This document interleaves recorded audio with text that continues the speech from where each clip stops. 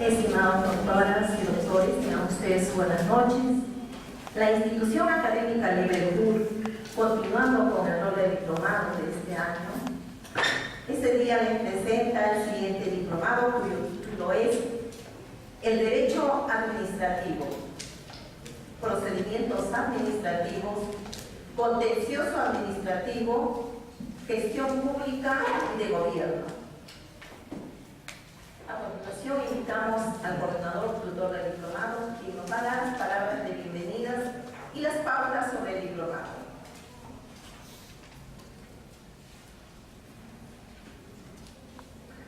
Buenas noches con todos los presentes. En representación de la Institución Académica Liverpool, le damos a todos ustedes la más cordial bienvenida a este presente diplomado que abarca diversas instituciones de la gestión pública. Elegimos este tema porque frente a un Estado cada vez más moderno, un Estado consolidado, un Estado con alta capacidad de gasto, un Estado que nos trae instituciones nuevas, instituciones renovadas. Frente a esta coyuntura surge la necesidad de capacitar a los funcionarios públicos, servidores públicos y todos los operadores de la gestión pública, con el único objetivo que comprendan, entiendan y analicen sobre todo todas las instituciones, toda la normatividad vinculada al derecho de la gestión pública. Señores participantes, a todos los participantes se le da una carpeta de trabajo. El diplomado consta de 19 sesiones, 12 presenciales, similar a la cual damos inicio, y 7 virtuales. Las virtuales son aquellas clases que se van a visualizar a través de la página, el aula virtual que figura en la página web. Y está remarcada en un cuadrito en el temario respectivo. Le hacemos esta precisión para efectos de que tengan en consideración y no se acerquen al auditorio, ¿no? Todo va a ser por el aula virtual. La nota mínima para obtener el presente diplomado es de 14. Esta es la suma de un examen general al final, un trabajo monográfico y un puntaje adicional por su asistencia. Hemos convocado a los especialistas en el tema, en la materia, y estamos convencidos que sus experiencias y sus conocimientos coadyuvarán al mejor entendimiento a la cual tenemos como objetivo de este diplomado. Todos sabemos que este diplomado es acreditado por el Colegio de Abogados del Callao, consta de 105 horas académicas. Mi nombre es Jaime Guillén, yo voy a ser el encargado del enlace entre el proyecto académico y ustedes para cualquier inquietud. Les deseo la mejor de la suerte y damos inicio a esta clase con un gran maestro en el tema. Y nuevamente les deseo suerte y aprovechen las mínimas y las máximas experiencias que puedan vertir los señores expositores. Buenas noches. Continuando con el diplomado en mención, esta noche nos honra con su presencia el doctor Fernando Delgado Alizuri, quien es magíster en Derecho, docente universitario, ex asesor del Tribunal Constitucional, ex asesor del Ministerio de Justicia, ex asesor del Ministerio del Interior, quien esta noche nos va a hablar sobre el Estado, la administración pública y el derecho administrativo. Recibamos con fuertes aplausos al doctor Fernando Delgado Alizuri.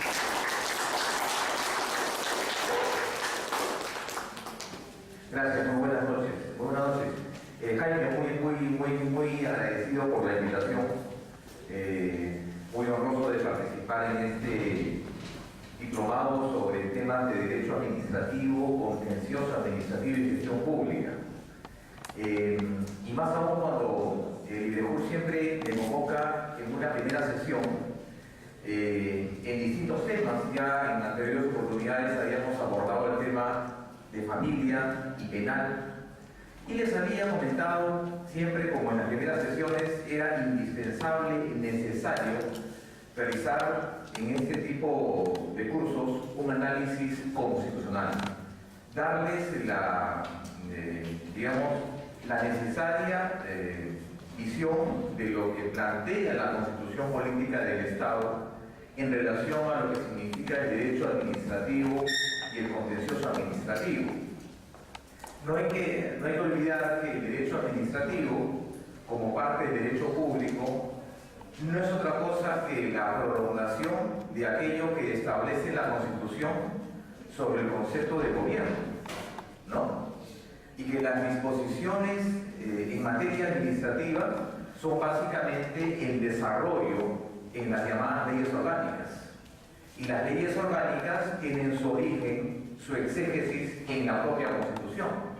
Las leyes orgánicas y las normas de carácter administrativo se fundan en una serie de valores y principios y disposiciones en funciones y competencias que parten necesariamente de la Constitución Política del Estado. Entonces, estudiar el derecho administrativo excluyendo la temática constitucional no es posible. ¿De acuerdo? No es posible hacer esa división.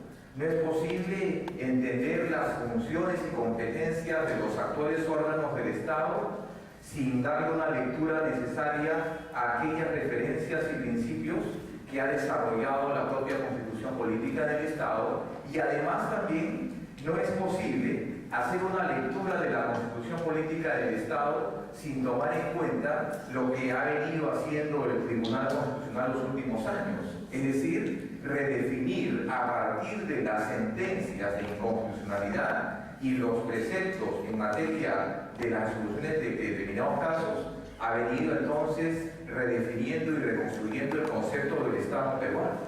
El concepto de la Constitución ha sido entonces de alguna manera reescrito por el Tribunal Constitucional.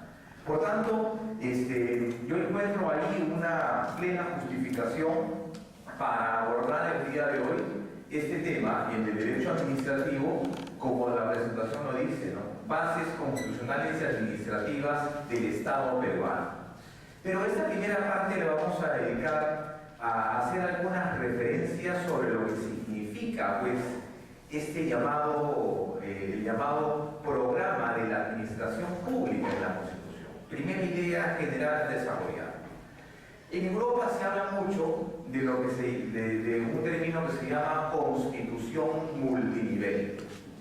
Constitución multinivel. Un término desarrollado ya hace unos 20-30 años y que se refiere a la idea siguiente. Toda Constitución Política del Estado tiene programas. Tiene un programa político, un programa económico, un programa social, ¿no? Y aparte un programa de valores. Y dentro de los programas políticos y sociales, es decir, lo que conocemos como la parte programática, ¿de acuerdo? Estructura del Estado, ahí la carta política, toda carta política ha venido desarrollando, además de estos 4 programas, subprogramas. Y uno de ellos en la Constitución Política del Estado es claramente identificable. ¿Cuál es? El concepto de la administración pública y los derechos y obligaciones que surgen de este llamado subprograma de la Constitución. Claro, la Carta Política no lo desarrolla como un programa, simplemente lo establece en varios capítulos, ¿es así? Cuando establece el Poder Ejecutivo, el Poder Judicial y el Poder Legislativo, es decir, parte de la administración pública. Pero cuando la Carta Política, por ejemplo, hace referencia a funciones específicas de los órganos autónomos, ahí también está delineando el concepto de esta Constitución multinivel. Cuando desarrolla, por ejemplo, las funciones constitucionales del Jurado Nacional de Elecciones, del Ministerio Público y Defensoría del Pueblo y demás entes en materia constitucional.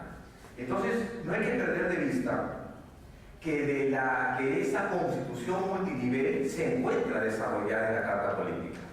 Y claro, la Carta Política no necesariamente desarrolla todas las funciones de los órganos públicos, que son objeto de las leyes orgánicas, pero sí establece a nivel de premisas básicas, ¿de acuerdo?, de una serie de referencias cuáles deberían ser esta orientación del Estado peruano. El Estado peruano entendido como la manifestación de la administración pública debidamente sometida ¿a qué? Al poder estatal. Primera precisión. La segunda precisión es que la propia Constitución establece los mecanismos y canales para determinar las funciones y competencias de todos los órganos constitucionales. Y esto ayudado de algo que muchos discuten en la actualidad, pero que para mí tiene un pleno valor el día de hoy, la famosa pirámide kelseniana. Esta construcción, digamos, expresada en una visión arquitectónica, ¿no?, planteada por el profesor Hans Kelsen allá por el año 24. Bueno, él nunca se imaginó que su obra iba a trascender esta pirámide, pero ahí encontramos de una u otra forma, digamos, esa concordancia, esa jerarquía, la supremacía, el principio de supralegalidad de la Constitución Política del Estado, que establece el orden administrativo, ¿no? Llámese la Constitución, los tratados, leyes orgánicas, leyes generales, normas de carácter administrativo. A partir de esa pirámide kelseniana es que de ahí entonces comenzamos a desarrollar las otras pirámides. Las pirámides en el ámbito de los gobiernos regionales y después en los gobiernos locales, con sus diferentes normas y funciones. Claro está, cada una contenidas en leyes orgánicas. Así que ese primer enfoque de la constitución multinivel en el ámbito de la administración pública, objeto del derecho administrativo, es el que vamos a ver a partir de una serie de precisiones que hace la Constitución en su primera parte, artículo 43 y 44 de la Constitución Política del Estado. Aquellas referencias implícitas que ha hecho el constituyente y que nos permiten entender un poco cuál es la visión de este Estado peruano en el día de hoy. ¿De acuerdo? Vamos a ver algunas brevísimas referencias al respecto. No, no corre. ¿Qué pasa? ¿Qué pasa con esto? Es acá. Ahí está. Nos referimos a aquellos principios y o valores,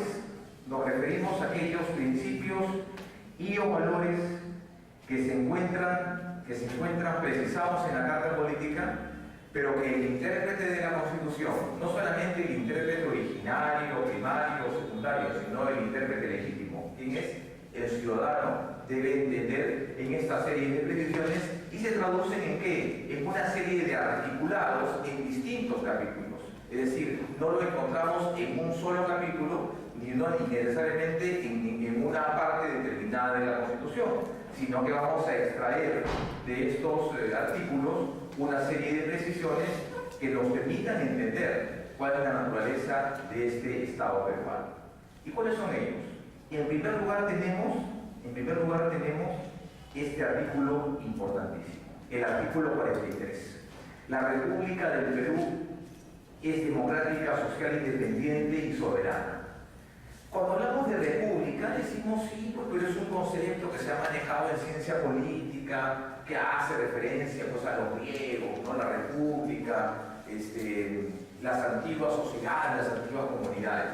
Pero el concepto de república es básico, inicial y necesario. ¿Qué significa el concepto de república? Res pública, la cosa de todos, la cosa del pueblo. ¿De acuerdo?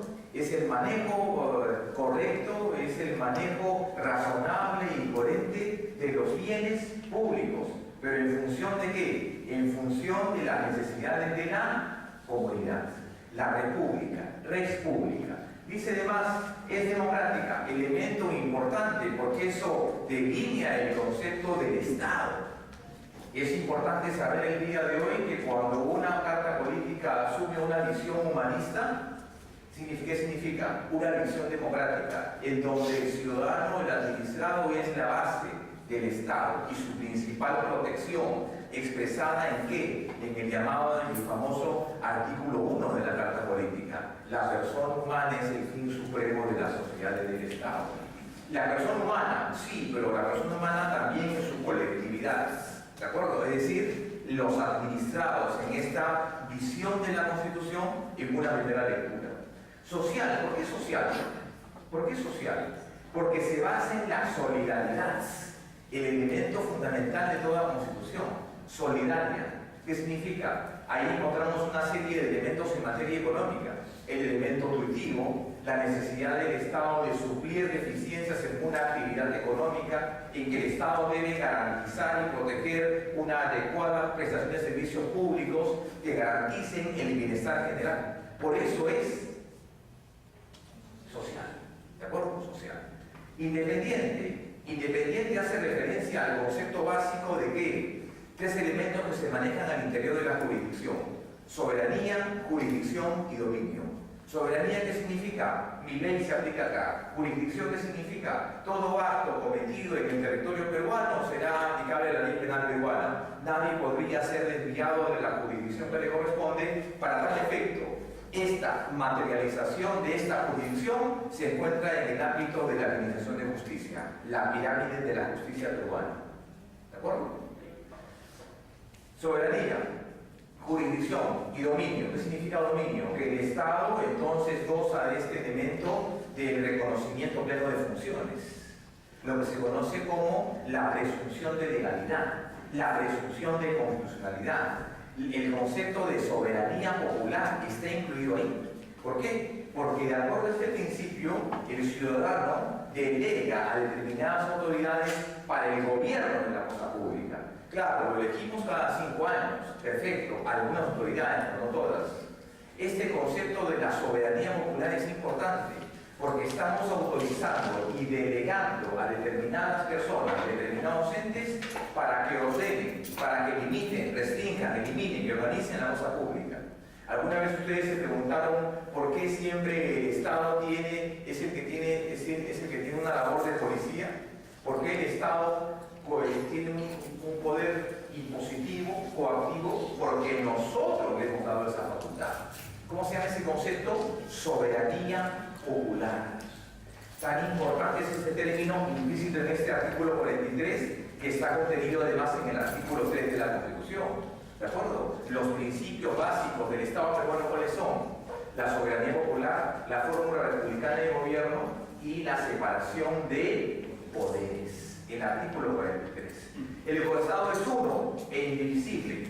Uno, claro que sí. ¿Por qué? Porque si bien es cierto, estamos ya desde hace algunos años con esta visión de un Estado descentralizado, digamos que opera a partir de la reforma de la Carta del 93, ya tenemos un sistema administrativo que garantiza ¿qué cosa? Un proceso de descentralización, que no es otra cosa que la asignación de funciones para el mejor uso de los bienes públicos con carácter permanente, integral, irreversible y además que busca los dos elementos centrales del gobierno actual. ¿Cuáles son? Eficacia y eficiencia. Ahí está incluido el término descentralización del Estado. ¿De acuerdo? La asignación de funciones y competencias a los distintos entes estatales, pero ya en una visión no del Estado que es unitario, único, con una capital y con departamentos, sino que ya se maneja en el ámbito de los gobiernos locales y los gobiernos regionales. Asignación de funciones, y para eso ¿qué cosa requiere? Normas específicas para ser efectivo ese nuevo modelo de Estado. Vean ustedes todo lo que está incluido en el artículo 43, casi toda la parte dogmática de la Constitución y el desarrollo del Estado. Dice, su gobierno es unitario. Unitario, sí, pero este gobierno es unitario, pero se desarrolla en cuántos. ¿Cuáles son los cuántos? Tres poderes, ejecutivo, judicial y legislativo. Sí, pero esos tres poderes tienen estos estados cerrados, debidamente compartimentados, cada uno con funciones específicas, tienen competencias específicas, exclusivas y compartidas. Cada uno de ellos tiene a su vez lo que se llaman los controles orgánicos y tienen a su vez controles interorgánicos, es decir, mecanismos de control que le permiten a cada órgano, a cada poder del Estado funcionar dentro de la Constitución y después dentro de su ley orgánica. En el caso del Ejecutivo será la LOPE, la llamada Ley Orgánica del Poder Ejecutivo. Cada órgano de cada poder del Estado tiene su propio mecanismo de control. Veamos un caso. Hay una disposición en la Constitución que dice: son nulos los actos presidenciales que carecen de la referendación ministerial. ¿Qué significa? Que si en el Consejo de Ministros se evalúa la promulgación de una ley y si esta norma no tiene la aprobación del ministro, esa norma es nula. Control orgánico. ¿De acuerdo? ¿Qué pasa cuando no se obtiene el quórum necesario para expedir una ley orgánica? Esa ley orgánica no sale, no va. ¿De acuerdo? Porque hay la exigencia, 3/4 partes del legislativo. Perfecto. Control interorgánico, control orgánico al interior ¿de qué? Del Congreso de la República, el otro poder del Estado. Pero entre ambos también tienen controles de poder, llámese facultades delegadas, llámese interpelación, llámese la obligación del nuevo presidente del Consejo de Ministros de presentar la política general del Estado. Son mecanismos entre órganos. Entre ellos entonces se manifiesta el concepto de la separación de poderes. Todo eso está en el artículo 43. Importante porque es, digamos, la puerta de entrada de lo que significa en la actualidad el Estado peruano basado en este artículo 43. ¿Y dónde encontramos entonces el subprograma de la administración pública en el texto de la Constitución? En el artículo siguiente, es el artículo, estamos en el artículo 43, artículo 44, que está acá. ¿Cuál es el principal deber del Estado? No es garantizar los derechos humanos, ¿de acuerdo? No es respetar la vigencia, el desarrollo y la protección de los derechos fundamentales, no. ¿Cuál es la principal función del Estado? Garantizar el bienestar general. ¿Qué significa el bienestar general? Lo que los alemanes, los americanos decían el welfare state. La plena satisfacción de necesidades, ¿de acuerdo? Vivienda, vestido, alimentación, educación y demás. El bienestar general. La primera función del Estado es garantizar el bienestar general. Pero ahí entonces ocurre una suerte de cambio, porque ya no será el Estado, porque el Estado, como decía Montesquieu, es una ficción. ¿Quién será entonces? La administración pública que asume el rol del Estado en la relación y en el binomio de sociedad, poder estatal. La administración pública. Dice, son deberes primordiales del Estado defender la soberanía, proteger a la población y principalmente garantizar el bienestar general. Todas las normas entonces administrativas compatibles con la Constitución deberán entonces ser orientadas a reconocer que un Estado es unitario, representativo, descentralizado, basado en la separación de poderes. Además, un Estado que respete y que garantice el bienestar general. Sin eso, las normas administrativas, el contencioso y la gestión pública no tendrían mayor contenido ni mayor sustento. No podemos establecer una norma administrativa de carácter general si es que estas disposiciones de naturaleza infraconstitucional al menos no son compatibles con estos postulados básicos que encontramos en el artículo 44. O sea, 43, 44 y el siguiente forman parte de lo que significa este subprograma de la administración pública. 45. El poder emana del pueblo y quienes lo ejercen lo hacen con las limitaciones y responsabilidades que la Constitución y las leyes establecen. ¿Acaso no es cierto que la manifestación de este artículo no es la 276? La ley de bases de la carrera administrativa. ¿Acaso no lo es el 005 del 90, PCM, su reglamento? ¿Acaso no lo es la 27444, la ley del procedimiento administrativo en general, en la medida en que establece distintos procedimientos, procedimiento administrativo, procedimiento sancionador y un procedimiento trilateral? ¿No es acaso eso? Esta es la base. Esta es la base, esta es la idea. ¿Estamos de acuerdo? Este es el valor que imprime la Constitución al respecto. El poder del Estado emana del pueblo y quienes lo ejercen lo hacen bajo sus limitaciones y las compatibilidades que la propia Constitución establece. Por eso es que todo órgano administrativo tiene un órgano de sanción. Por eso es que el ius puniente administrativo y la capacidad de castigo, de restringir y limitar funciones y conductas de los entes administrativos tienen su basamento ¿en qué? En este artículo. Artículo 45. ¿Ven? En 3 artículos constitucionales, 43, 44 y 45, hemos encontrado y brevemente desarrollado el concepto de lo que se llama el subprograma de la administración pública en la Constitución. A partir de esa sumaria lectura de estos 3 artículos, vamos a desarrollar entonces la parte más importante del día de hoy. ¿A qué me refiero? ¿A qué me refiero? Me refiero a lo siguiente, a que está el Estado democrático, social, independiente y soberano. ¿A qué me refiero? Me refiero a lo siguiente, señores.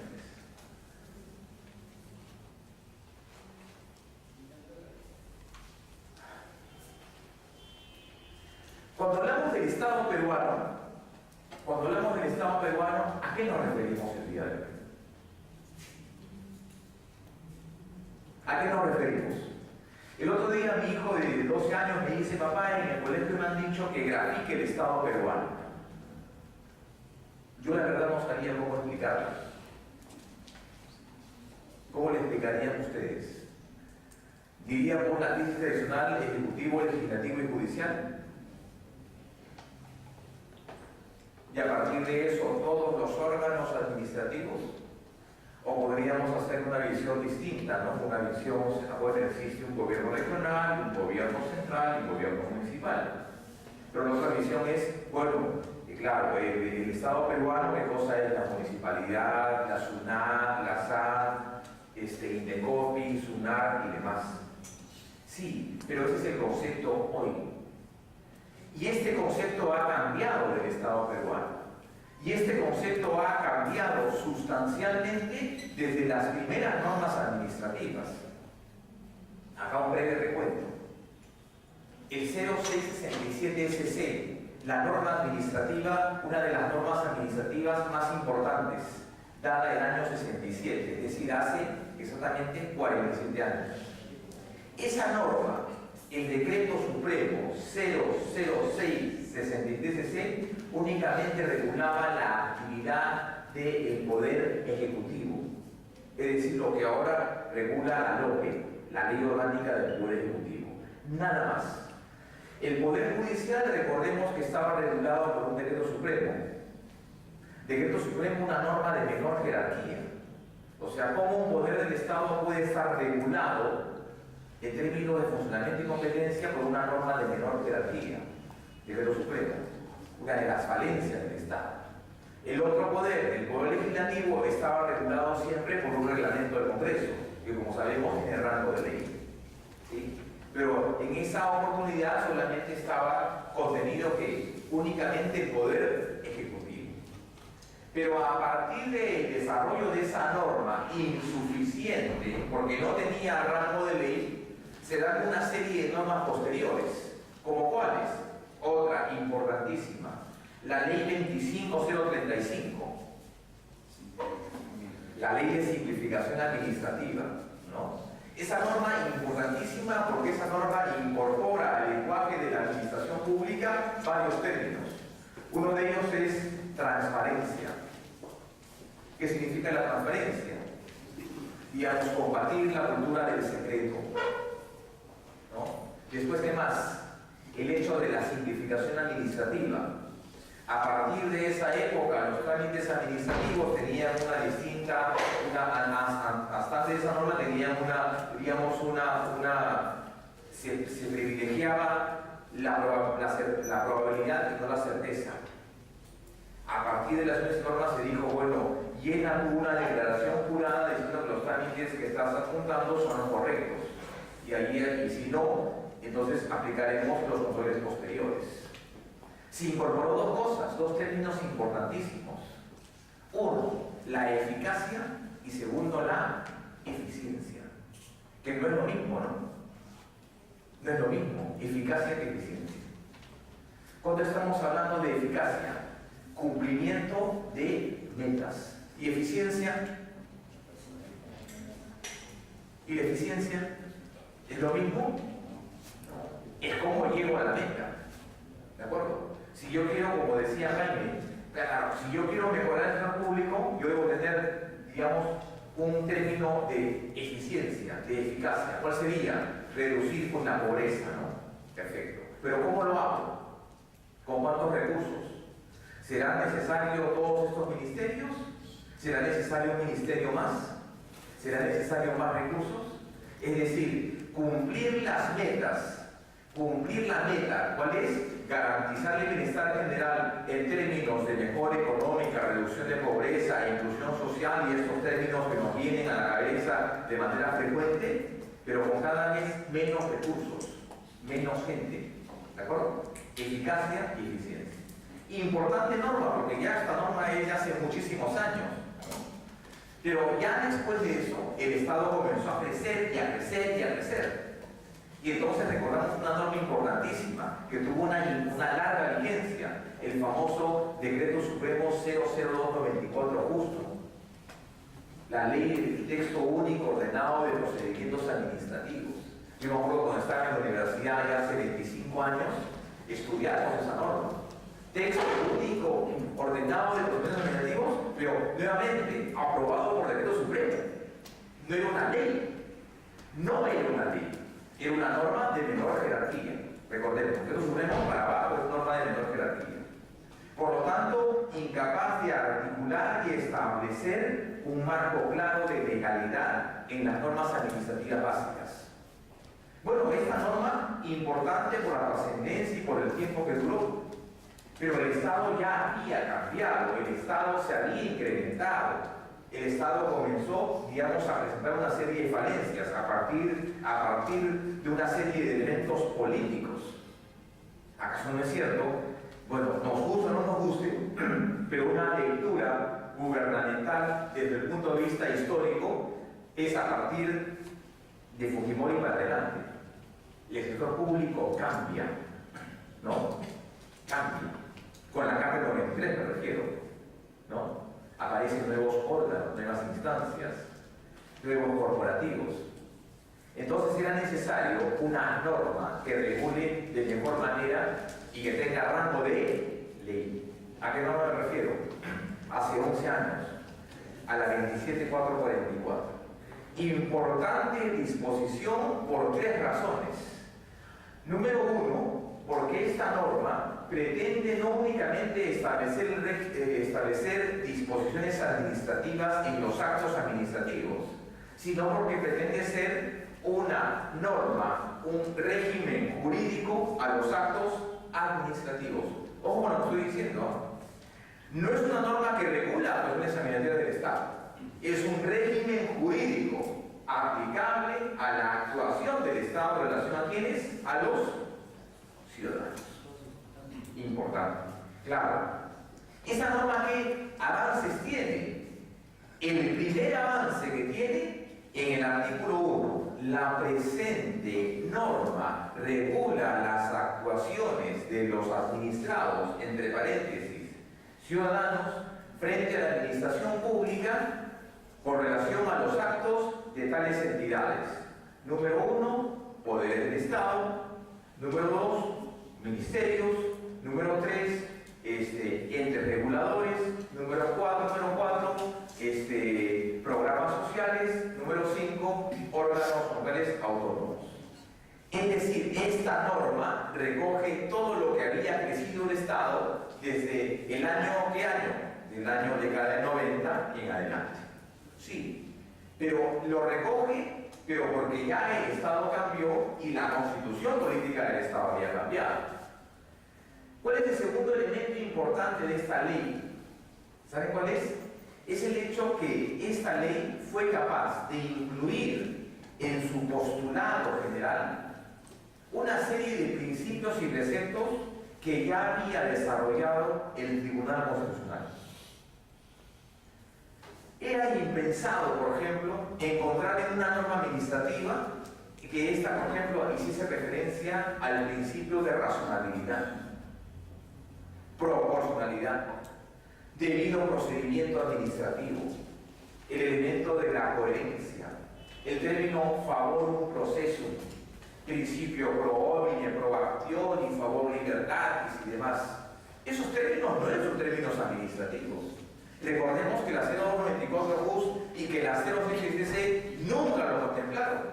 A partir de la jurisprudencia del tribunal del TC es que se comienzan a incluir en una serie de normas, llámese el Código Penal del 957 y la 7444, términos como estos. Es decir, términos ya de una raigambre en la dogmática constitucional. Nuevamente repito, razonabilidad, proporcionalidad, coherencia, necesidad, favor a un proceso, preferencia normativa, ¿de acuerdo? Igualdad de armas y demás términos. Es decir, la ciencia administrativa se enriquece con los postulados del Tribunal Constitucional. ¿De acuerdo? Es más, el término debido procedimiento administrativo tampoco estaba contenido en la 0294 Bus. Recién nace como consecuencia de varias decisiones del TC en materia administrativa. El término de silencio administrativo, por ejemplo, interesante concepto, que garantiza una eficacia y eficiencia cuando no se respeta el término o el plazo para responder una petición. ¿De acuerdo? El famoso SAC y famoso SAN, que fue objeto de una sentencia por parte del Tribunal Constitucional y que el Tribunal dijo tiene que regularse el SAN y el SAC. A propósito de eso sale la ley 26960, la ley del silencio administrativo, ¿no es así? O sea, la ley que modifica y perfecciona, de acuerdo a la jurisprudencia, esta inacción de la administración pública. Y el otro elemento importante de la 7444 es además que reconoce tres tipos de procesos. ¿Cuáles son los tipos de procesos? Bueno, el proceso tradicional, es decir, el procedimiento administrativo, aquel que se inicia con la petición del administrado y que excita al órgano administrativo a reconocer, emitir, anular, favorecer o reconocer cualquier situación jurídica relevante. Número uno, el principio del procedimiento clásico. ¿El otro cuál era? El procedimiento sancionador. ¿Sí? Claro. Poco usado, la verdad, porque todos los ordenamientos administrativos, concursales, arbitrales, privativos y demás cuentan con procesos sancionadores. Todos. De ahí también incluimos ahí que otro término más de la jurisprudencia constitucional, el llamado nem bis in idem. ¿De acuerdo? Nem bis in idem. Bueno, ¿y el otro cuál era? El procedimiento trilateral. También tiene su origen en una jurisprudencia. Al tribunal ha dado insumos y casos que han permitido a la norma administrativa, a estos especialistas en materia administrativa, a comenzar a reconocer la existencia del procedimiento administrativo. Y les voy a contar el caso. Esto ocurrió más o menos por el año 98 o 97, más o menos. Una señora que en la ciudad de Huancayo compra un teléfono, un aparato, teléfono celular, lo cancela y además de cancelar el aparato también cancela la línea por adelantado. ¿Sí? La señora llega a su casa, carga el aparato, ¿no? Emocionada porque tenía un teléfono celular, carga el aparato, lo activa, quiere usar el teléfono y no funcionaba. No funcionaba ni el teléfono y tampoco tenía línea. ¿Sí? Recuerden ustedes que en esos casos, ¿qué se hacía? Se acudía directamente al prestador de servicio, ¿no es así? Y se planteaban los recursos administrativos. En esa época no había qué cosa, Ocitel. No había Ocitel. Entonces la señora va a la empresa que le vendió al servicio y le dice, mire señor, le compré su teléfono ayer, lo cargué, está apagado, cancelado, recargado y no funciona. Bueno, anda a Lima y reclama pues. Yo solamente vendo el aparato, más no el servicio. ¿No? Y aparte, recuerde señora que tienen que pagar la cuota que viene, porque se había el principio del famoso solve et repete. Paga primero y reclama después. ¿No es así? Bien. Cuando este caso llega al Tribunal Constitucional y dice, bueno, el tema de servicios públicos si bien es cierto, está sometido a la jurisdicción administrativa, también hay que reconocer lo siguiente: existe el derecho de usuarios y consumidores que el tribunal debe cautelar, porque es un servicio público. Y a partir de eso el tribunal dijo lo siguiente: claro, cuando se trate de servicios públicos debe haber una instancia administrativa que cautele correctamente los intereses de ¿quiénes? De los usuarios. Y a partir de eso es que comienza a incluirse en el Estado peruano el concepto de los órganos reguladores. Y entonces ahí se crea el famoso procedimiento, el famoso proceso trilateral, que consiste en ¿qué? Una persona compra un teléfono, ¿de acuerdo? Y tiene dos cosas: uno, el aparato, y el otro es el servicio, ¿no? Si le falla el aparato, ¿a dónde va? A reclamar al que le vende el aparato. Pero si le falla el servicio, la línea telefónica, ¿a dónde va? Va a una empresa. ¿A cuál sería? Telefónica, Claro, en fin, ¿de acuerdo? Bien, entonces, ¿por qué se llama trilateral? Porque involucra tres, pues: usuario, ente prestador e intercopio. Primera modalidad. Y la otra modalidad es usuario, órgano regulador, ente copio. Es un avance importante en la materia administrativa, ¿de acuerdo? A partir de que de esa sentencia del TC. El otro gran acierto de esa norma, ¿cuál es? ¿Saben qué? Desarrollar los principios en materia administrativa, cosa que no existía en regulaciones anteriores. Y algunos dirán: bueno, pues los principios, doctor, son simplemente orientadores. No, los principios son importantes. Los principios suplen vacíos normativos. Los principios resuelven antinomias jurídicas. Los principios, además, también, digamos, corrigen las lagunas normativas y lagunas legislativas. ¿Cuántos principios hay? 17 principios. ¿De acuerdo? Importantísimos, ¿no? El principio de predictibilidad, el debido proceso, los controles posteriores y demás, y publicidad, etc. Casi la mitad de ellos tienen un origen en jurisprudencia constitucional, por no decir todos. Por no decir todos. ¿Bien? Entonces el Estado ha cambiado.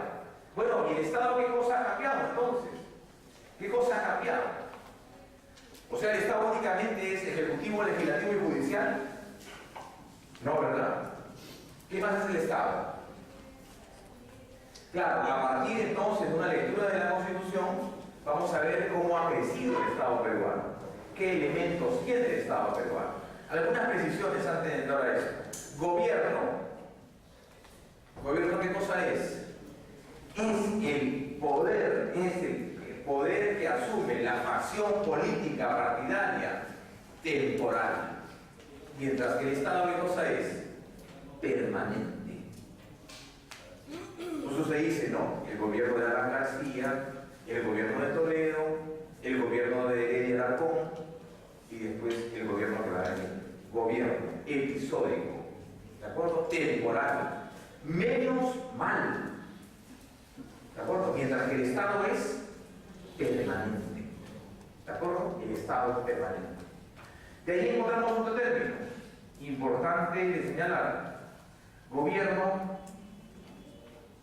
organización jurídica, conjunto de regulaciones fundamentales que establecen las relaciones de vida social, sean estas de las personas con el Estado o sean estas entre sí. Bueno, ¿y por qué digo entre sí y no necesariamente con el Estado?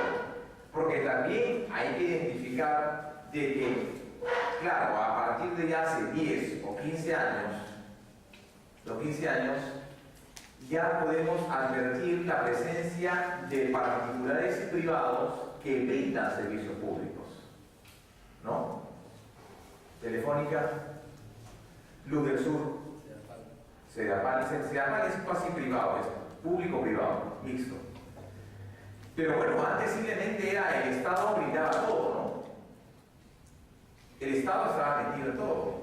Estaba metido, si yo recuerdo mucho, no soy tan viejo tampoco, pero tampoco soy tan joven, pero recuerdo que el Estado tenía qué cosa: líneas aéreas, transporte público, ¿qué más?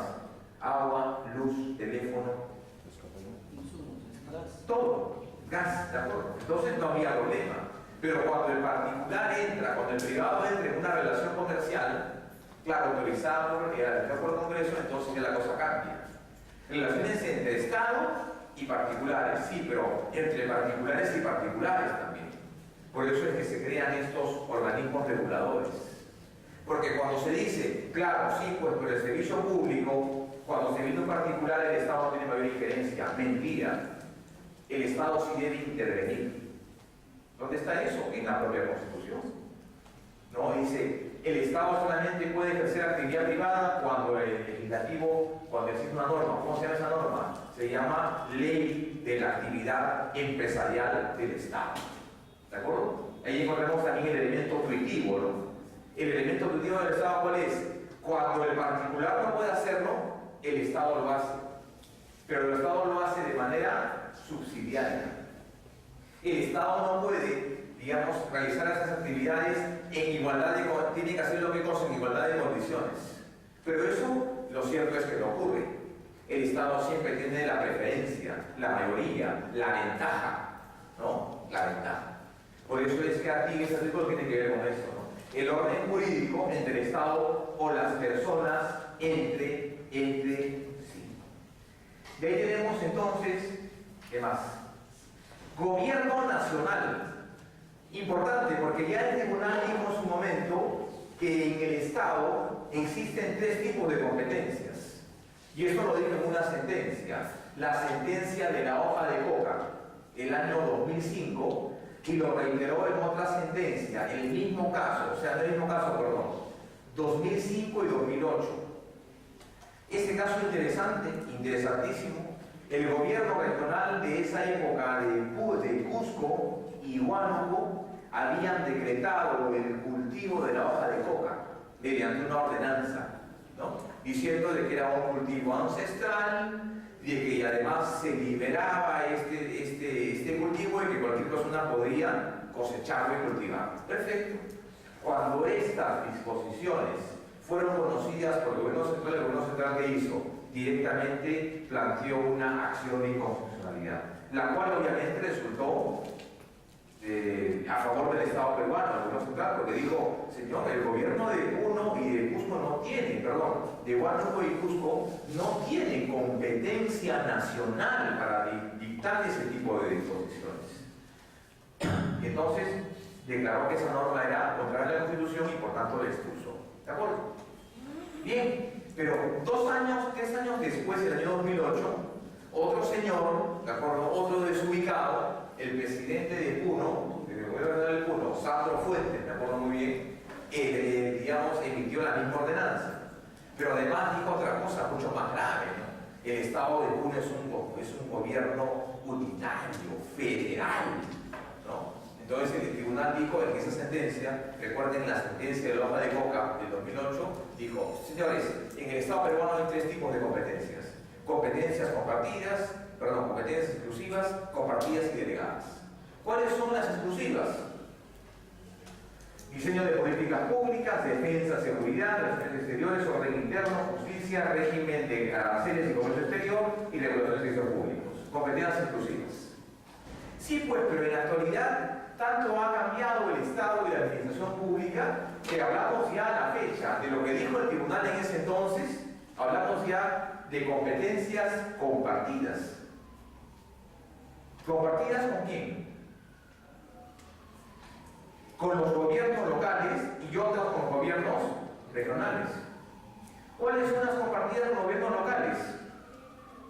¿Cuáles? Por ejemplo, la educación. La educación. Claro, la currícula la hace el Ministerio de Educación, Gobierno Central, pero la labor, digamos, de control y fiscalización que lo hacen los gobiernos municipales. La labor de saneamiento, en el casco urbano, ¿quién lo hace? El ministerio correspondiente y el alcalde correspondiente. Las obras de infraestructura vial, ¿quién las hace? El gobierno regional las ejecuta, las planifica, pero ¿quién digamos, en concordancia con quién lo hace? Con el gobierno central. Entonces, hay competencias exclusivas, delegadas y compartidas. ¿Cuáles serán las actividades compartidas? Hay una en especial, hay una que hace muchos años se viene haciendo, que por ejemplo la expedición de licencias para conducir. No la del Ministerio de Transporte, que nada, una entidad privada, ¿no? Llamado TURI. Por eso hay competencias exclusivas, compartidas y delegadas. Bien, entonces esto es lo que se llama en el gobierno nacional, competencias exclusivas. A partir de esto entonces tenemos ya estos nuevos elementos del Estado peruano. Comencemos por uno de ellos, organismos reguladores. Organismos reguladores. Hay que hacer la salvedad que estos organismos reguladores, ¿de acuerdo? Tienen funciones ¿de qué tipo? Técnicas, tienen funciones cuasi jurisdiccionales y además también son órganos de asesoramiento, ¿no? Y entonces están vinculados a dar una efectiva prestación de un servicio público. ¿Qué dice? Gozan de autonomía, pero dependen ¿de quién? De la Presidencia del Consejo de Ministros. Organismos reguladores que tienen además alcance nacional. ¿Y cuáles son estos? Una lista, digamos, cerrada, ¿no? Como se dice, una lista cerrada. ¿Cuáles serán estos? Bueno, últimamente ha habido mucha confusión porque se han creado otros organismos que dicen algunos sí señor, son organismos reguladores. Pero ahorita vamos a revisar por qué consideramos que no. ¿Cuáles son estos? OSINERMIN. ¿Cuál es el otro? Nosotros debemos recordar eso. A ver, ahí también tenemos alguna duda. OSINERMIN, OSITRAN, SUNAS, OSITEL. ¿Cuál más? INDECOPI, pues. ¿De acuerdo? OSINER, OSITRAN, OSINERMIN, SUNAS, INDECOPI. 5. Algunos dicen, y ahí va el comentario a su intervención, de que por ejemplo la UEFA también tiene un organismo regulador. ¿De acuerdo? La UEFA. Yo ahí tengo mis dudas, ¿ah? Ahí tengo mis dudas. Otros dicen, por ejemplo, con mayor atrevimiento, y no me refiero a usted, sino dicen, claro, o sea, todo lo que tenga término de superintendencia también es un organismo regulador. Por ejemplo, él también decía, por ejemplo, la SUNEDU también es un organismo regulador, porque el objeto de regulación, ¿qué cosa es? La educación peruana. Otros dicen, por ejemplo, que la SUNAFIL también es un organismo regulador. Porque claro, cambia el término, digamos, en el caso de la SUNEDU, cambió el término de AMR a SUNEDU. ¿De acuerdo? La SUNAFIL era una institución nueva, ¿no es así? Pero entonces todavía no hay una precisión. Recordemos que estas no dependen del Ministerio de la Presidencia del Consejo de Ministros. La SUNEDU no depende de la PCM. ¿De quién depende? Ministerio de Educación. ¿De acuerdo? Y otro, por ejemplo, otro que dicen la SUNEDU, la SUNAFIL, la SUTRAN. Por eso, todas estas dependen de quién? De la PCM. De la PCM. ¿De acuerdo? Todas son OPDs. ¿De acuerdo? Tienen entonces una labor fiscalizadora, una labor fundadora y de solución de controversias. Hasta noviembre del año pasado, algunos órganos reguladores, algunos no todos, por ejemplo, ¿cuáles? INDECOPI. Por ejemplo, otro, OSINERMIN, en la medida en que se constituían como órganos de solución de controversias, podían ejercer el llamado control difuso. ¿De acuerdo? Hasta noviembre del año pasado. Ya a partir de la sentencia recaída en el expediente Consorcio Requena S.A., esta disposición o facultad de un órgano colegiado administrativo ya no es posible. A partir de la sentencia Consorcio Requena S.A., que dijo solamente el tribunal y el poder judicial pueden ejercer el control difuso. ¿De acuerdo? Entonces, esta es una parte importante del Estado. Organismos reguladores. ¿Qué más encontramos en el Estado peruano? ¿Qué más encontramos? Empresas del Estado. empresas de derecho público, de derecho privado y de economía mixta. Digamos, claro, no hay muchas, pero todavía existen. ¿Cuáles serán las empresas de derecho público? Aquellas creadas por ley, número uno. Aquellas en las cuales el Estado, primero, creadas por ley, aquellas que el Estado asume, ¿qué cosa? Una participación activa. Claro, y que puede entonces, digamos, compartir la actividad con el particular, ¿sí? Puede hacerlo, pero digamos, son aquellas evidentemente creadas por ley. ¿Qué dice esta definición? Empresas de derecho público. ¿Qué dice? Son creadas por ley y gozan de los atributos propios de la administración pública. Al respecto, entonces, su orientación, ¿cuál será? ¿Qué prima? ¿El interés público o el interés particular? El interés público. ¿No? Dromi, García Enterría, Mañez nos decía, claro, las empresas de derecho público son, primero, porque cuando prima el interés público ofende el interés particular. Cuando una parte es el Estado y la otra es el particular, ¿quién prima? El Estado. ¿De acuerdo? ¿Qué más dice? Desarrollan actividades propias del Estado. Bueno, propias del Estado, un término muy genérico, ¿no? ¿Qué actividades propias del Estado? Lo vimos hace un rato. Seguridad, defensa, servicios públicos y demás, moneda, banca, y en fin. Es decir, desarrollan servicios públicos. Los recursos que integran su patrimonio son fondos públicos. Caso, por ejemplo, una empresa pública en la actualidad. FONAFE. Petroperú. Pero en el caso de Petroperú hay que hacer la precisión que Petroperú, claro, porque son dos empresas, ¿no? Petroperú y Perupetro. Petroperú, ¿qué cosa es? Una empresa pública. Perupetro es una empresa de derecho privado. Una se encarga de la identificación y prospección del petróleo en crudo y la otra se encarga de ¿qué? De la distribución. Petroperú, empresa pública. ¿Habrá otra más? Sedapal. Sedapal está en otro régimen. Mixto. Así es. Empresa de derecho público. ¿De ahí qué viene? Empresa de derecho privado. Sociedades anónimas cuyo capital pertenece exclusivamente al Estado y puede ser propiedad directa o indirecta.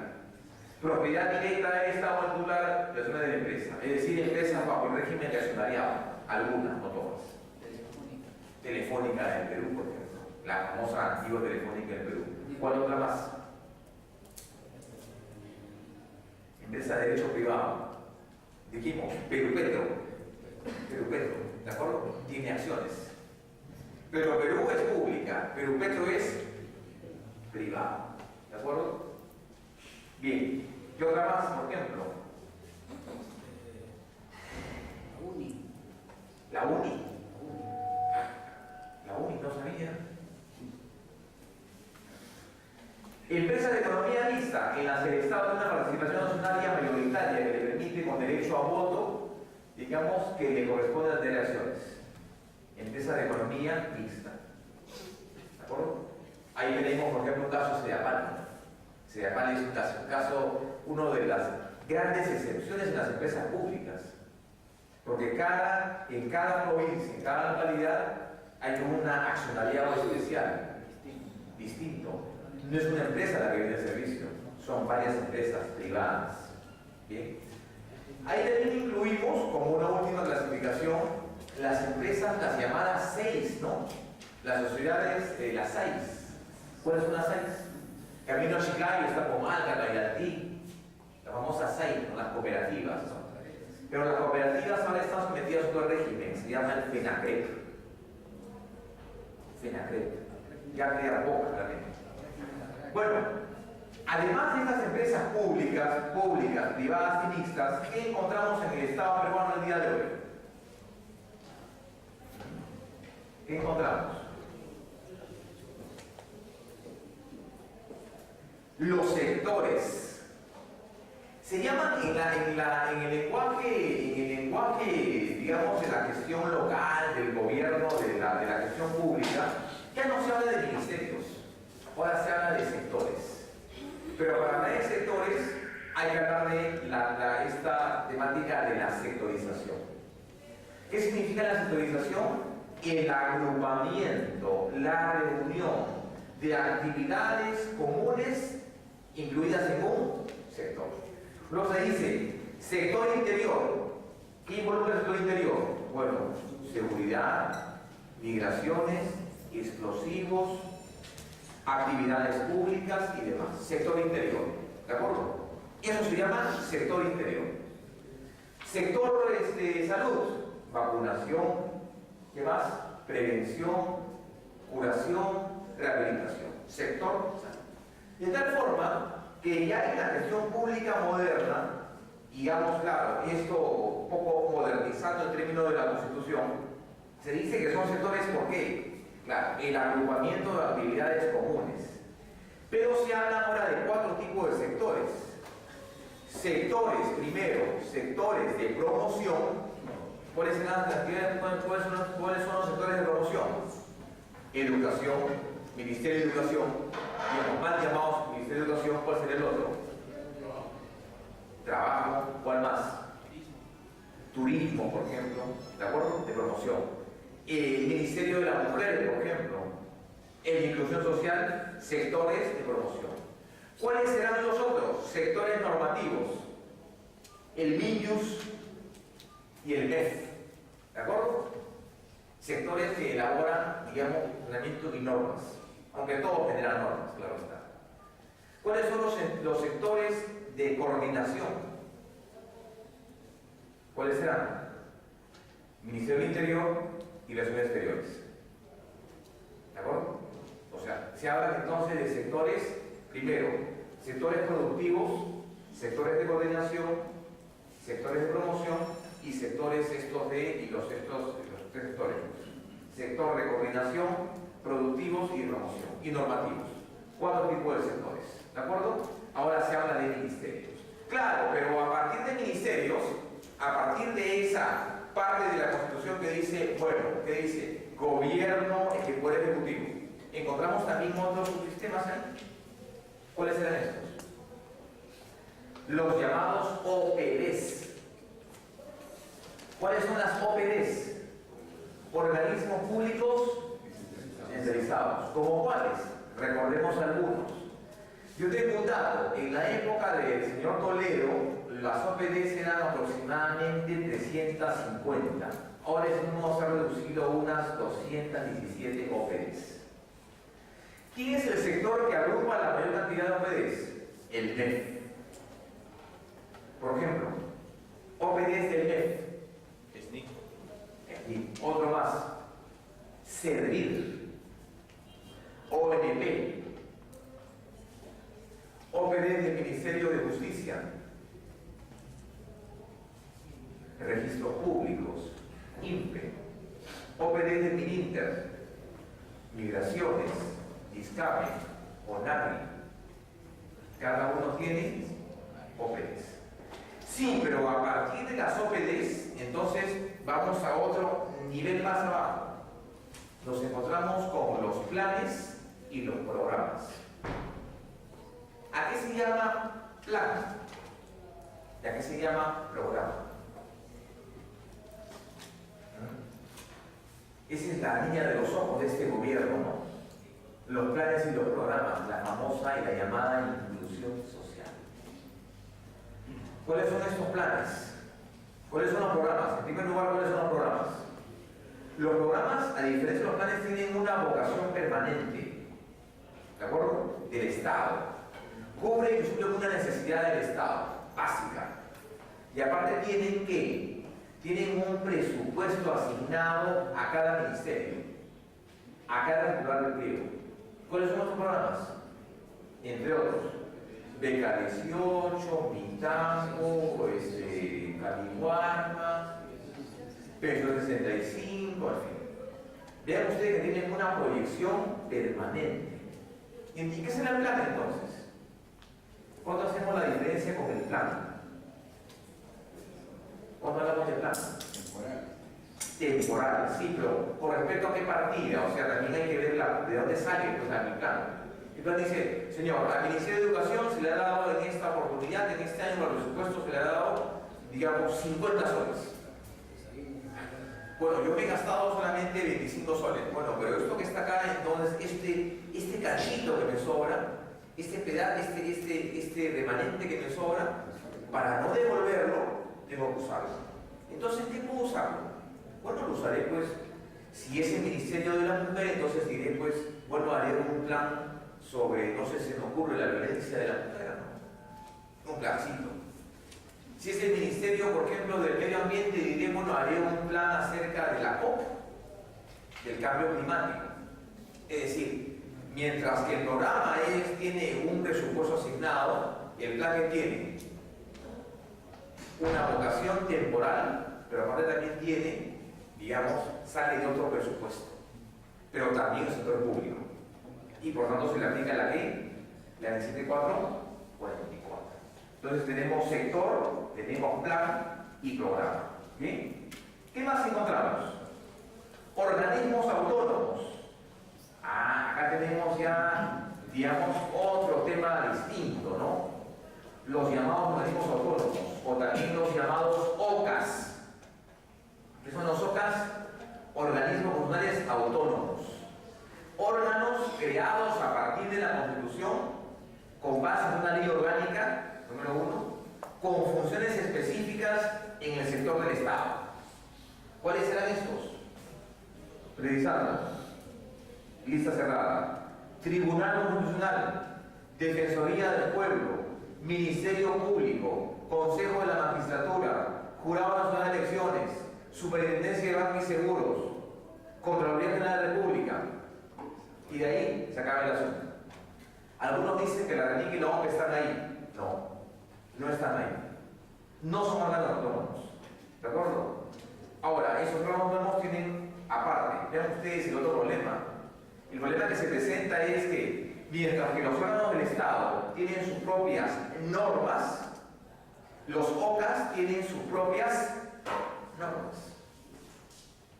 Hagan ustedes un recuento muy simple, para que vean lo complejo que es el día de hoy. ¿Cómo se gobierna el CNM? ¿Qué normas se emite?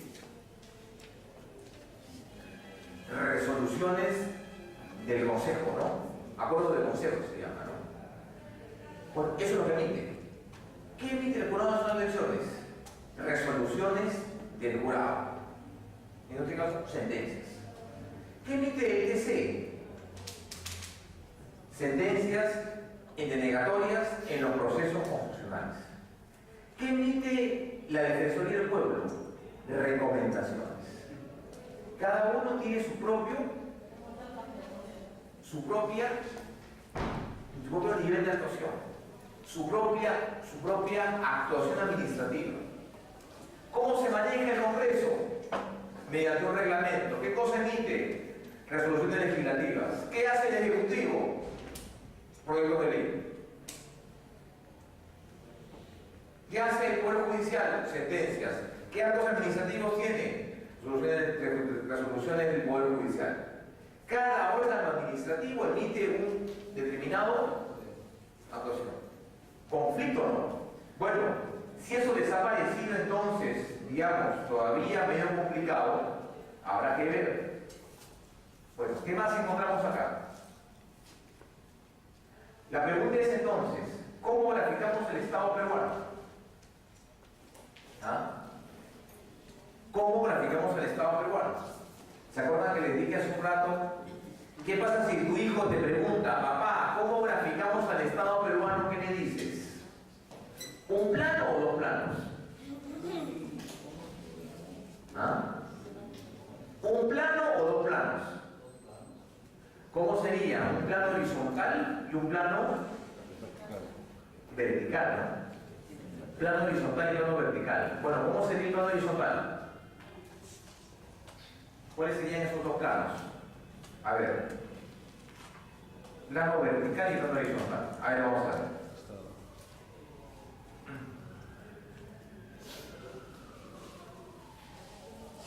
El Estado es unitario.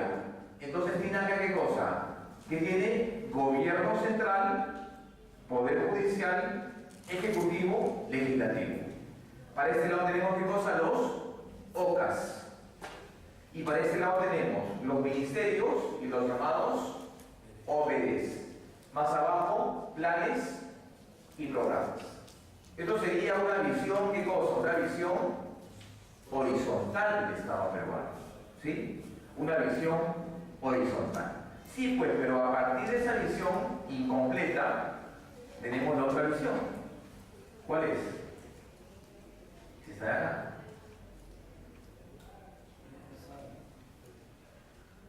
Perdón, perdón, se me fue el dedo. Aquí está.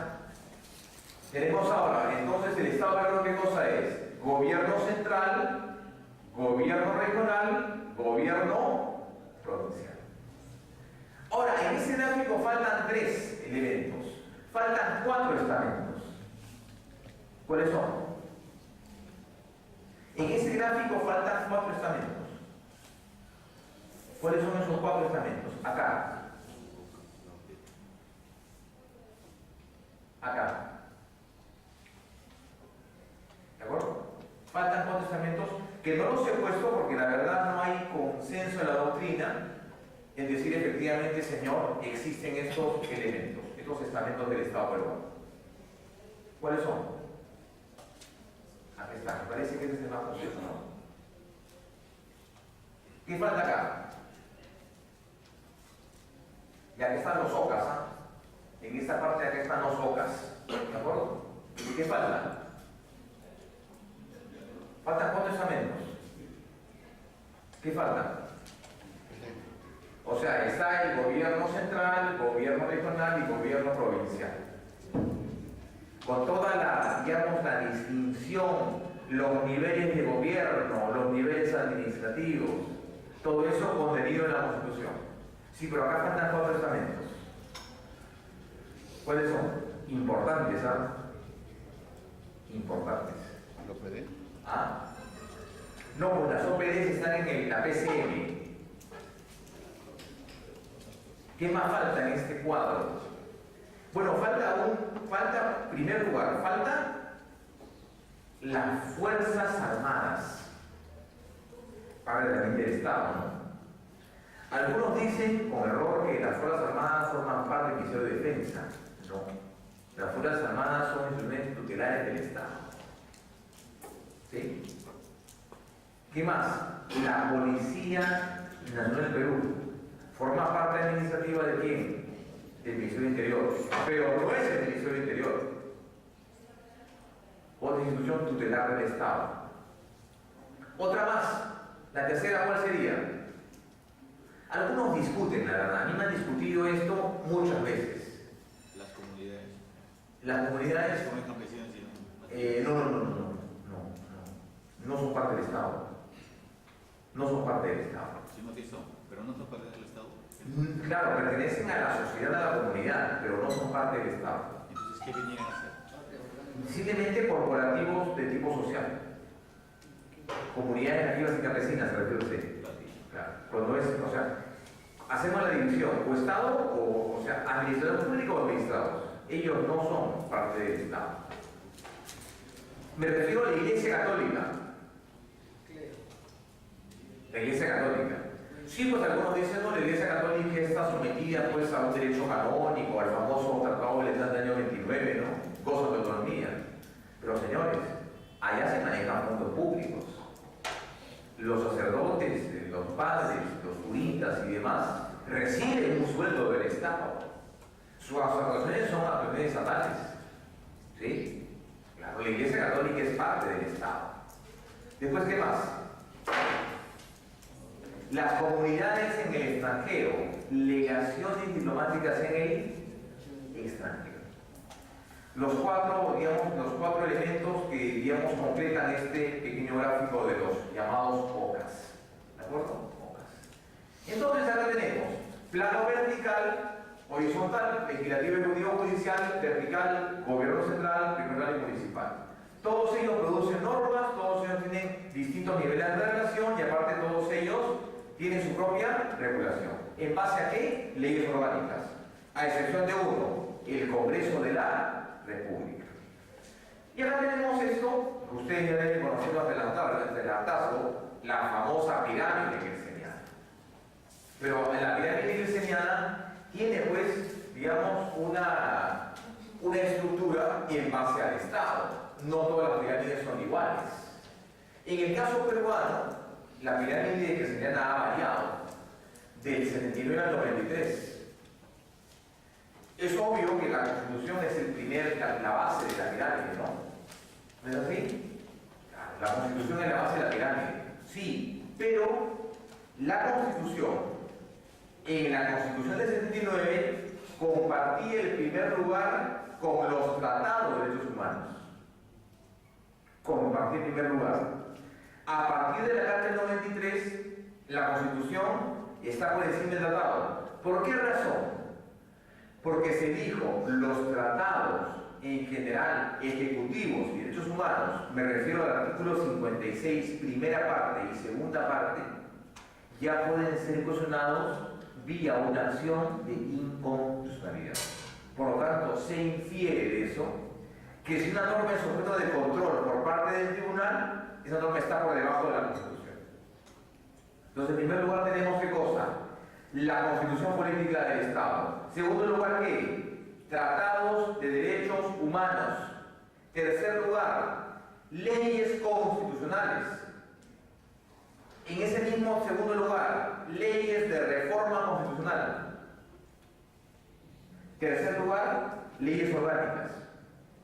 ¿Que comparte con qué? Ordenanzas municipales y ordenanzas regionales. De ahí que tenemos leyes ordinarias, incluimos ahí ¿qué cosa? Códigos, y de ahí tenemos que resoluciones legislativas, decretos de urgencia, decreto supremo, resolución ministerial, directorio cultural, y por último, acá, en el puesto 13 o 14, tenemos que ir acá, memorándum, reglamentos, directivas, que tenemos en el 14, ¿saben dónde están? Las sentencias y los laudos arbitrales. Recién ahí. Sentencias, en general sentencias, ¿no? Incluidas las sentencias del Tribunal Constitucional, que están ahí, en el penúltimo lugar. En el último lugar, conjuntamente con los laudos arbitrales. Y con las actas de conciliación, como le dicen. ¿No? Ha cambiado, definitivamente ha cambiado esta pirámide que se tenía. De ahí ya, la segunda pirámide es esta, ¿no? La pirámide ya no kelseniana, la pirámide básica, sino es esta de acá, a nivel regional, ordenanzas regionales, acuerdos de consejo, decretos regionales, resoluciones ejecutivas, gerencia general, gerencia regional. De ahí tenemos que la jerarquía, la pirámide kelseniana en materia municipal, ¿de acuerdo? En materia municipal. Ordenanzas municipales, acuerdos de consejo, no del consejo, decreto de jerarquía y directivas. ¿De acuerdo? Es decir, pirámide general, pirámide regional y pirámide municipal. ¿De acuerdo? Y este de acá es un pequeño cuadro que lo traje simplemente para compartir con ustedes. Este de acá, que tiene que ver con la nueva configuración de lo que es el proceso de descentralización. Eso tiene que ver con varios elementos, ¿no? Varios procesos. La reforma de la Carta del 93 decía que el primer proceso de regionalización tenía que ver simplemente una cuestión, digamos, geográfica. Costa, sierra y selva. Posteriormente, hubo una reforma en la Constitución que dijo ya no serán costas y selvas, sino ahora serán departamentos. De los departamentos pasamos a las llamadas CETARES, Consejos Transitorios de Administración Regional. Y de ahí pasamos ya a partir del 93 a lo que se llama ahora las regiones. ¿Qué se entiende por este proceso de regionalización? Un proceso permanente, irreversible, integral, que permite un manejo integral y eficiente basado en la delegación de autonomía administrativa, financiera y normativa. Lo que se llama esto, término ordenamiento territorial. departamentos, provincias, distritos, departamentos conforman regiones, provincias tienen límites claros, organización nacional del territorio. ¿De acuerdo? Pequeño gráfico para presentar eso. El siguiente gráfico tiene que ver con esto. Responsabilidades, ¿no? Acá tenemos un poco el resumen de lo que hemos visto. Sectores de funcionamiento, transferencia de competencias, descentralización de gobierno, ciudadanía. Y acá. Esto ya es términos de monitoreo, pero simplemente quería complementar la idea. Y el tercer gráfico es este. Dinámica del desarrollo económico, nuevamente, gobiernos regionales y todo el tema, toda la consecuencia económica y demás.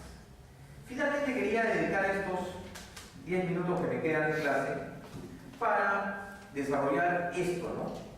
¿Cuáles son las, a partir de esa nueva visión del Estado, ¿de acuerdo? De los gobiernos central y regional, ver un poco esto, o sea, ¿qué se encarga el gobierno? ¿Qué se encarga el gobierno regional y qué cosa hace el gobierno municipal?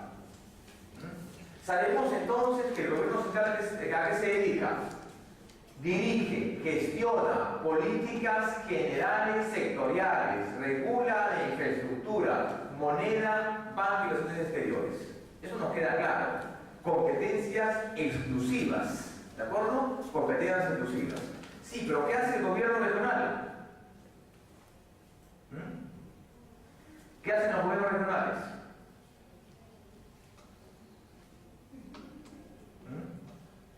¿Qué hacen los gobiernos locales? ¿Qué hacen los gobiernos locales? Formulan y aprueban el plan de desarrollo local, administran servicios públicos, ejecutan, supervisan obras de carácter local y se encargan de la organización y el urbanismo. Sí, pues, pero ¿qué diferencia hay con las obras del gobierno regional? En una localidad, ¿quién elabora, digamos, en el departamento de Arequipa? ¿Quién elabora el plan de desarrollo? ¿El alcalde o el presidente regional?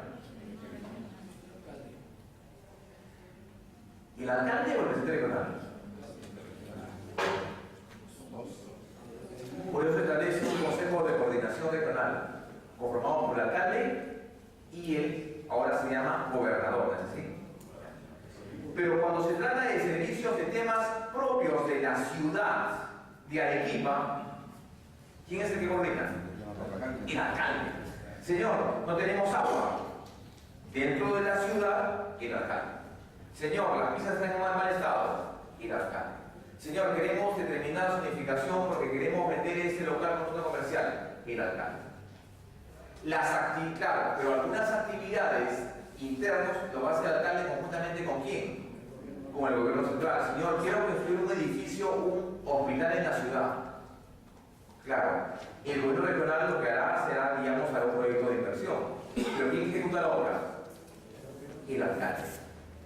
Señor, quiero refaccionar un colegio. ¿Quién lo hace? Bueno, que venga la norma del Ministerio de Educación, pero ¿quién lo hace? El alcalde. Pero cuando la cuestión sale del ámbito local, citadino, ¿quién se encarga? El gobierno regional.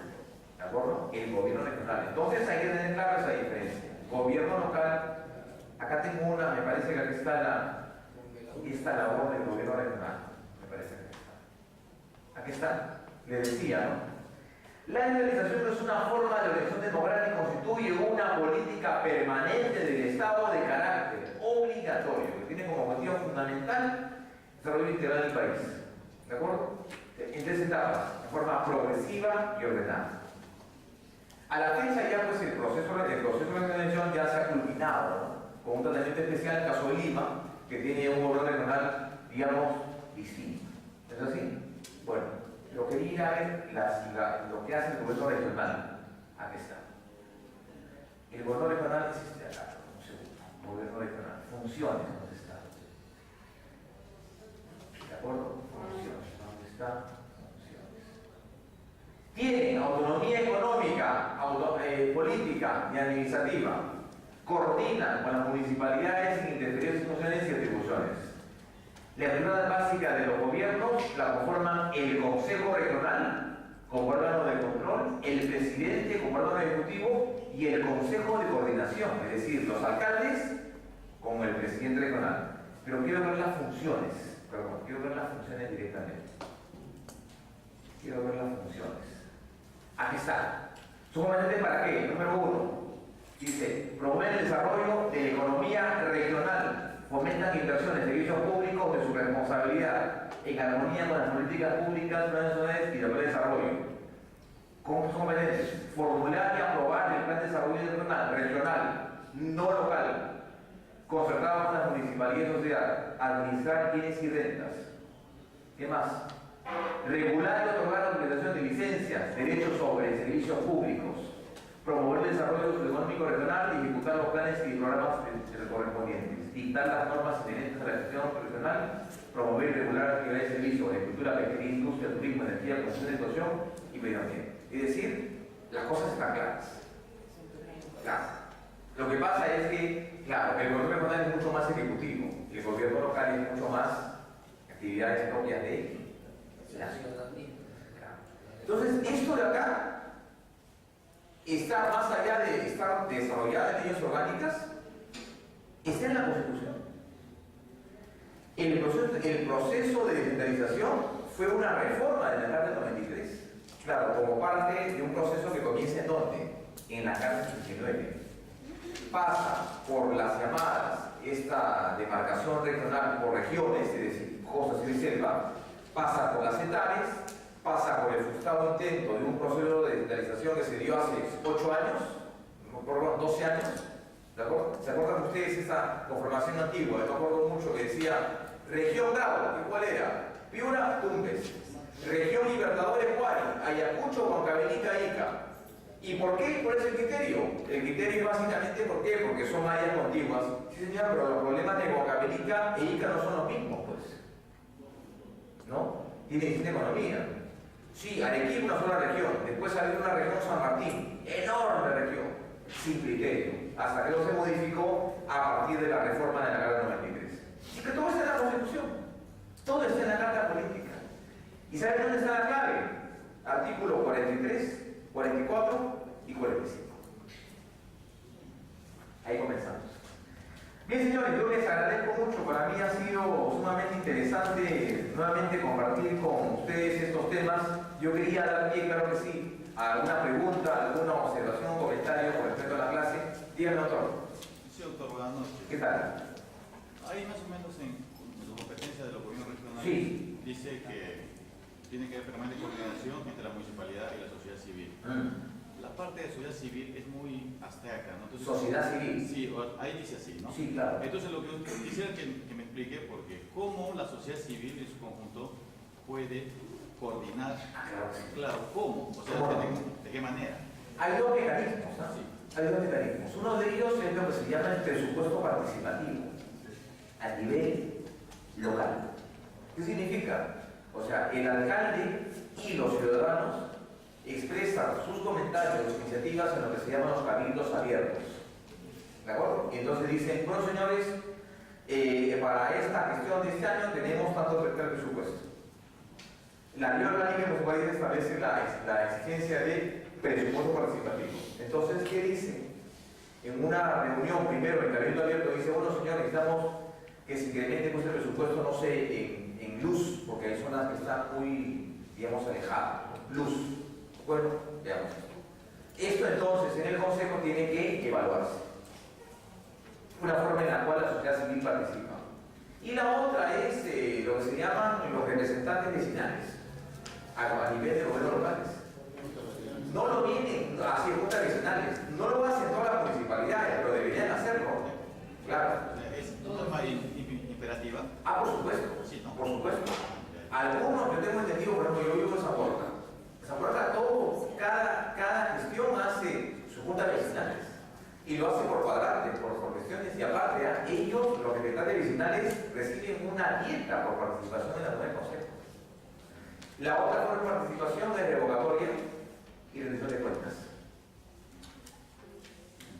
O sea, presupuesto participativo, rendición de cuentas, revocatoria y cabildos.